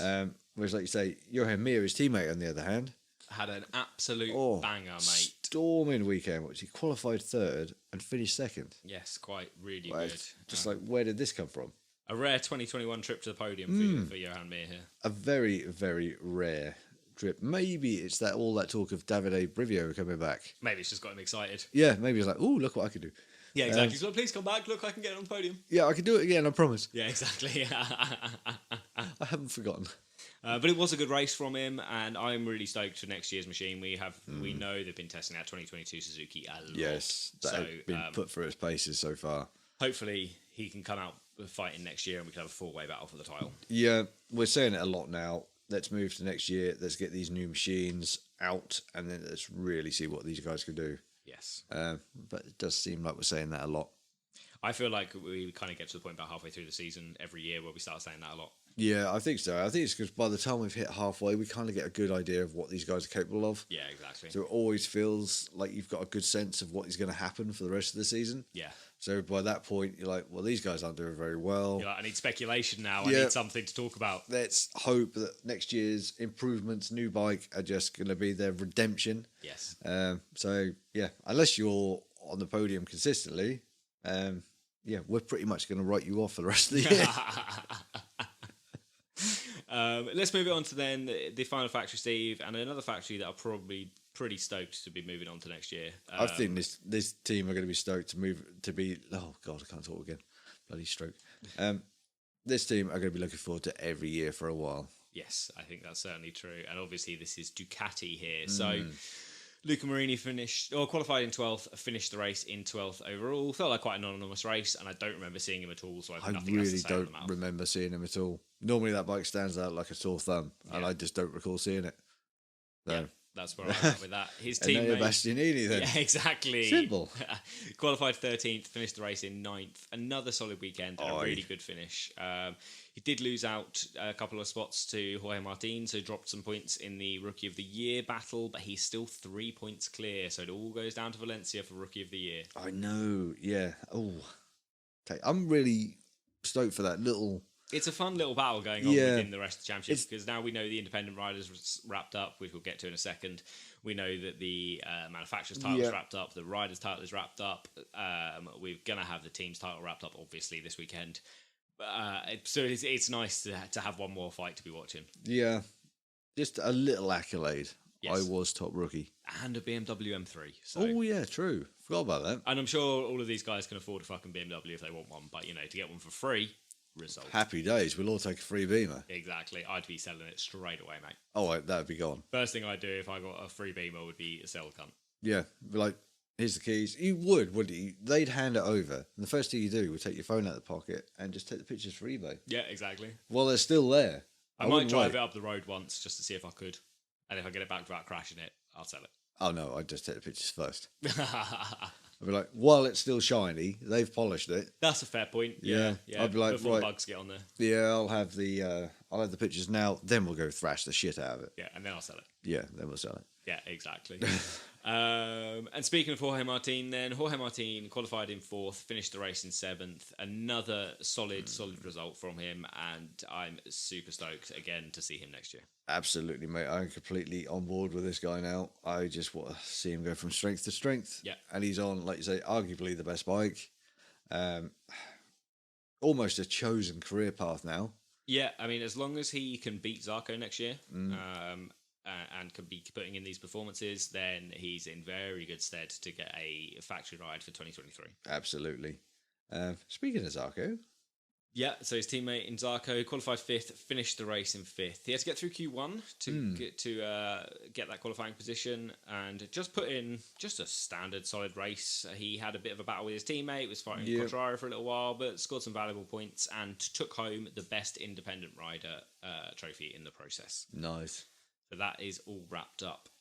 Another one for the CV. Yeah, exactly. So the factory boys, Steve, Jack Miller qualified for the race in second, finished in third overall. It was good to see him getting back on the podium, but once again could not match the unflappable pace of his teammate. No, you'd be pretty sick if you were at Miller, wouldn't you? At this point, yeah, even in qualifying, man, he managed to beat the lap record and smash the lap record. And in 30 seconds, that was just destroyed by Bagnaia again. It's so frustrating. You must do it. Go around there, break that record, and be like, "Yes, I've finally got one." Oh, for fuck's sake. I'd be like, I'm gonna be poisoning his tea and maybe tying his shoelaces together. I'm fed up with this guy. I'd do something. I'd lock him in his motorhome. Yeah, exactly. Roll it down a hill. Yeah, and make sure his plumbing is backed up a little. Yeah, just annoying stuff. I'd just be so sick of it by now. Like, I'm trying my hardest. I'm here. Chili powder in his toothpaste. Yeah, stuff like that. Just roll him in bed with Gigi. Stuff like that. Oh, Gigi, Italian stallion to the rescue. Oh, yes. Well, here you go, Gigi. Have this. Let's move it on, Steve. I'm so getting my sued. mind is gone off to many places it really does not want to be. I'm actually imagining Gigi in desperate need of some Manscaped products as well. So that goatee will take some serious trimming. Let me make a call. Gigi. But anyway, Pecco Bagnaia here, qualified first, finished the race in first. 5 pole positions on the bounce, Steve, and got this amazing Lorenzo style of winning races now. Just take pole, lead from the beginning, metronomic fast laps. Yeah. Win. Did you see his list of lap times? 149.5, 149.6, 149.5, 149.5, 149.6, 149.7, and slowly, just throughout the race, dropping maybe every 5 or 6 laps, dropping a tenth. Yeah. But every lap is in like the 139s. There's one point in the middle of the race, I think he had 5 or 6 laps that were just 139.7. Amazing. And it was just perfect. Absolutely perfect. And you're thinking, I just don't know how they can keep that so consistent. It's incredible, isn't it? It's like looking at Lorenzo's lap times. It is. And 2010, like incredible. It really does feel like he's going to emulate Lorenzo's career.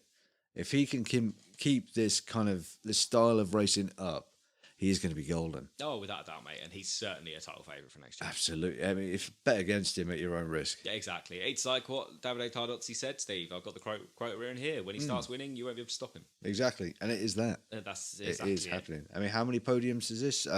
Pole positions is this on the bounce? 5 on the bounce, plus 3 wins out of the last 5 races. That's nuts. The form, man, is incredible. Going to be hard to beat. It's so hard to beat, mate. And I know, obviously, Quartararo for the last probably half a season has been riding a bit tight. Like, let's just protect the lead. So it'd be good to see when we come to Valencia. No, not Valencia, sorry. Come to Qatar next year.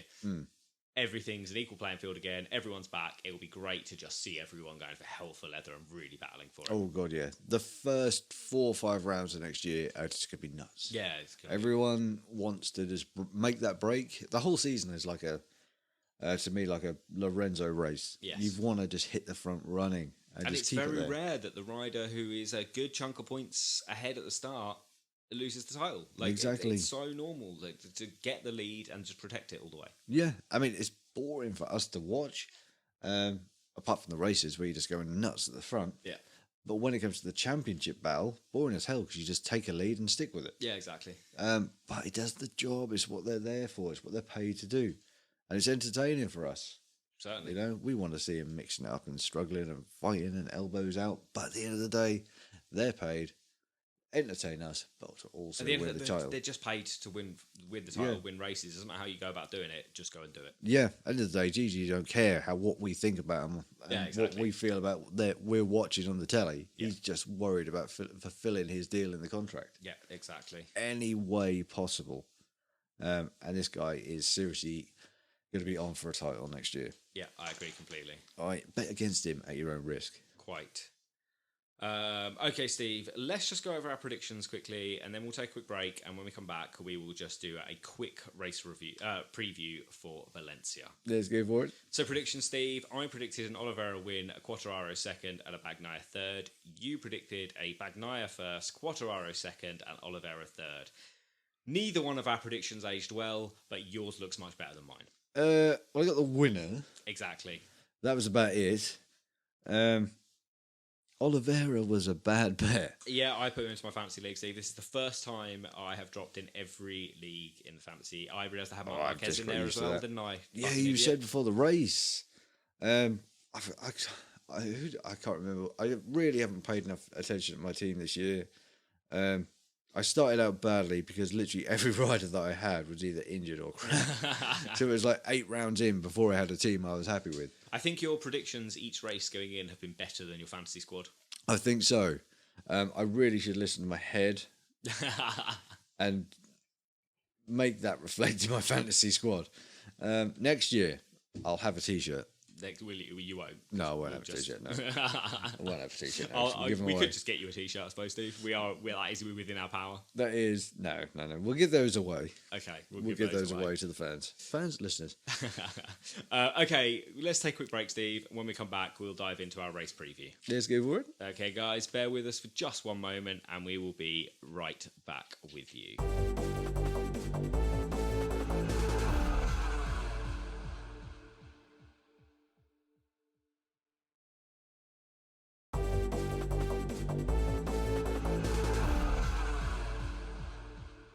Thank you for bearing with us there, guys. We are back to dive straight into our race preview for the Gran Premio Moto de la Comunitat Valenciana.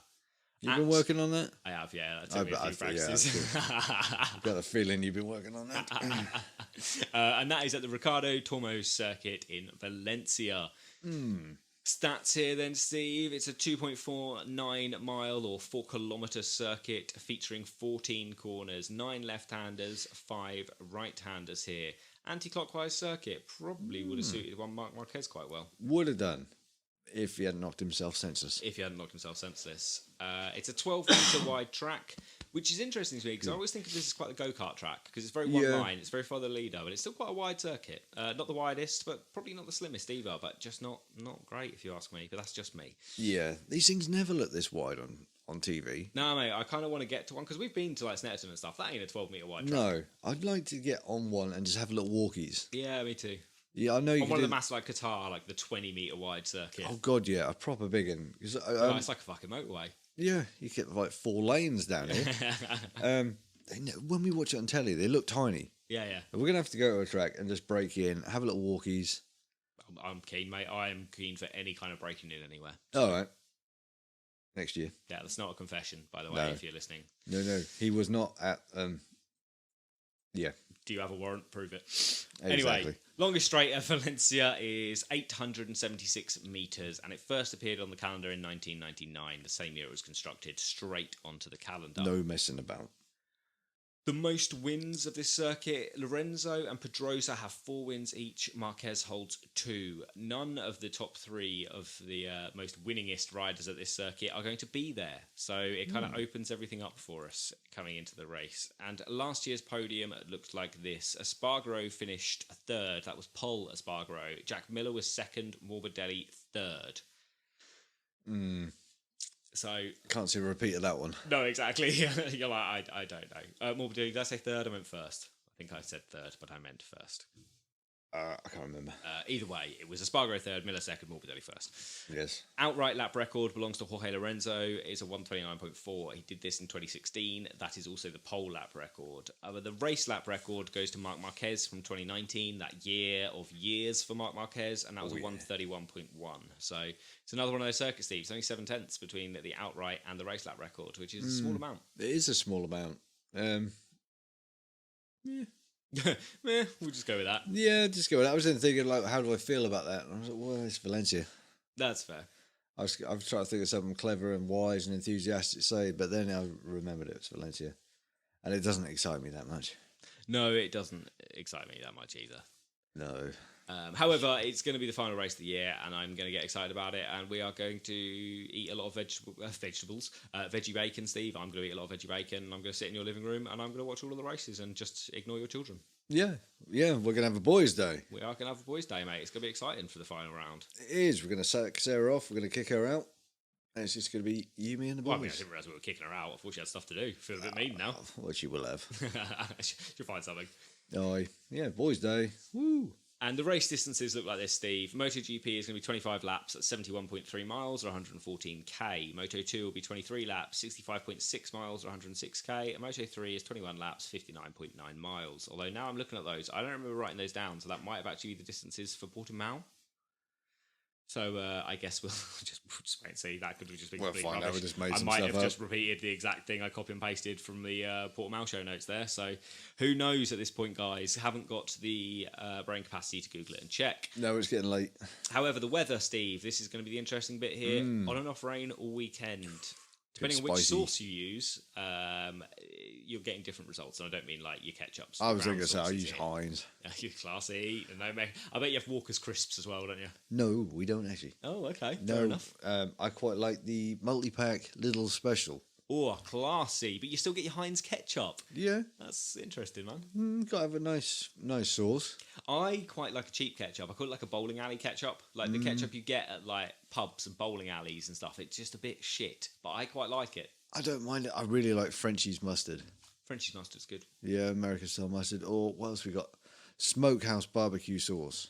Oh, good choice. Endorse the hell out of them. Yeah, that's fair. Speaking of the Frenchie's mustard, mate, I had a burger from Byron Burger in the city. Got it delivered. The wonders of Uber Eats. Oh yeah. Got it delivered, and it was their truffle vegan burger thing. The closest thing to a high class Big Mac I've ever eaten in my life. It was astounding. The mustard ketchup ratio in it was so perfect. It was like a Big Mac, but like a good burger. It was so good. Yeah. So See, I tried those veggie burgers the other week, and they were quite good ones as well that you had. You didn't skimp out on them. They were a good choice. yeah, I tried them.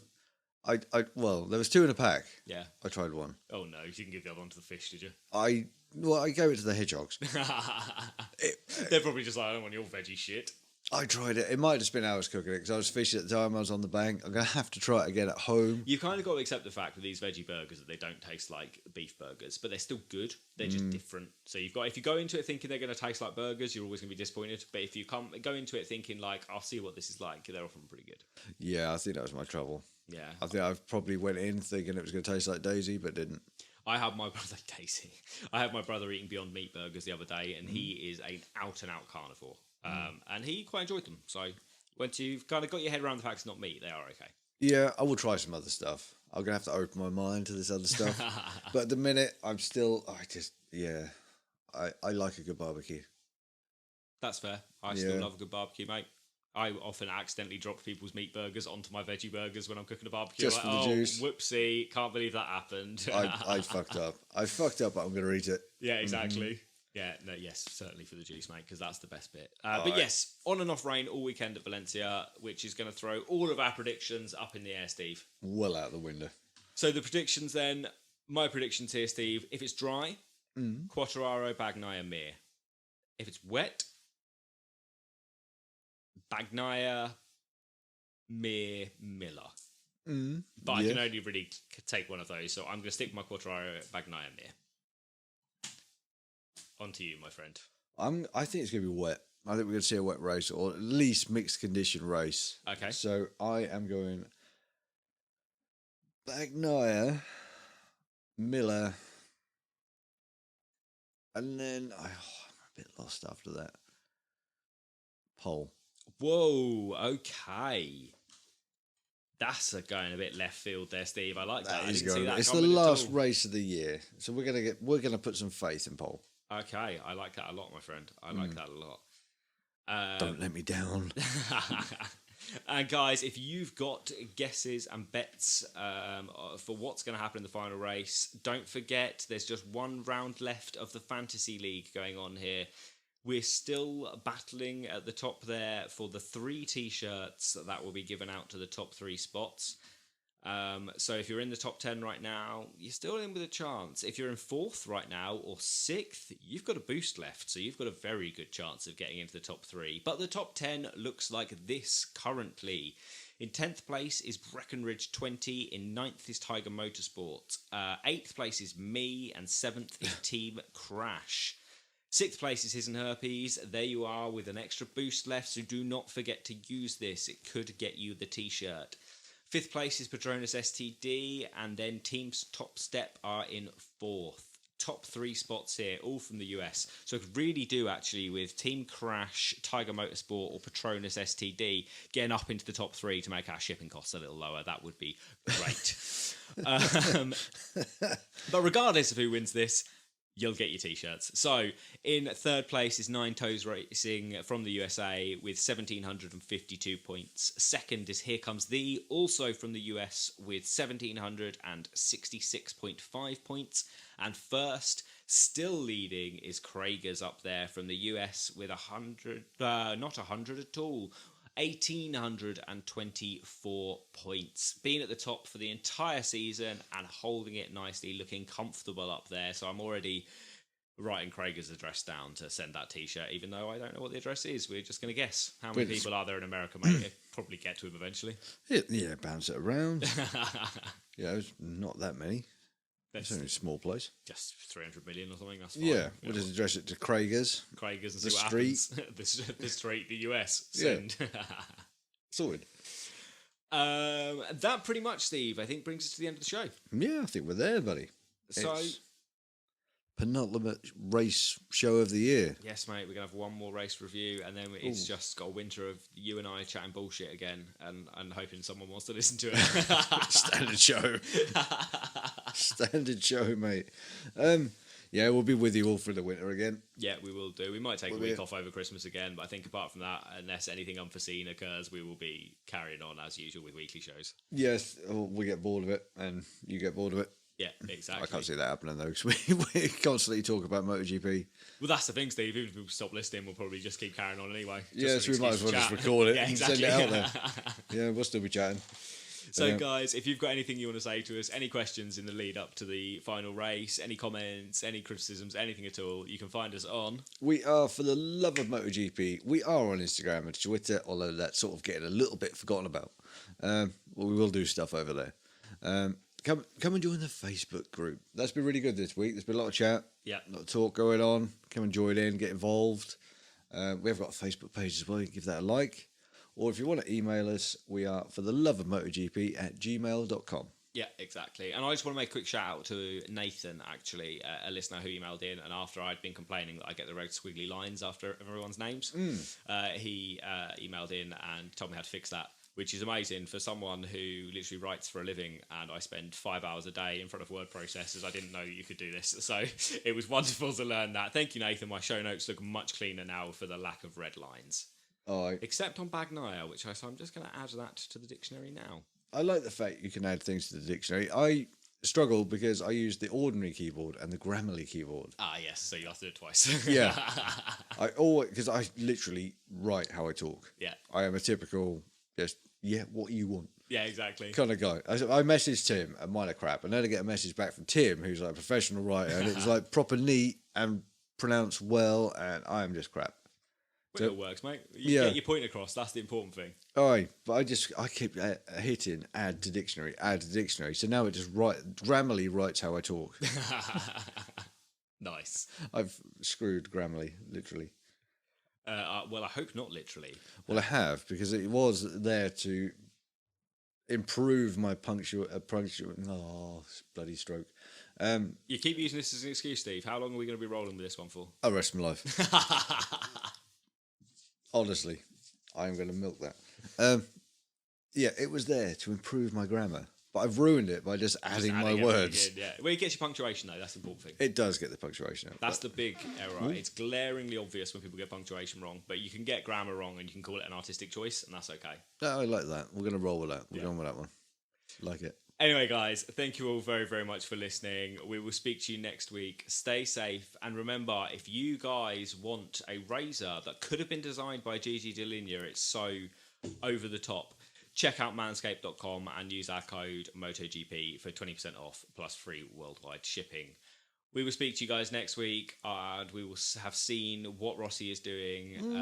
We will have a big Rossi celebration, Steve. That's going to be at least 2 shows in the off-season. Yeah, that is going to be a big one. We're going to spend some time talking about him, but obviously we'll break down whatever the celebration is in next week's show. Just stay safe, look after each other, and we will speak to you next week, guys. Goodbye. Take care, guys. Music is by Andrew Greenwood. Thanks for listening. Goodbye.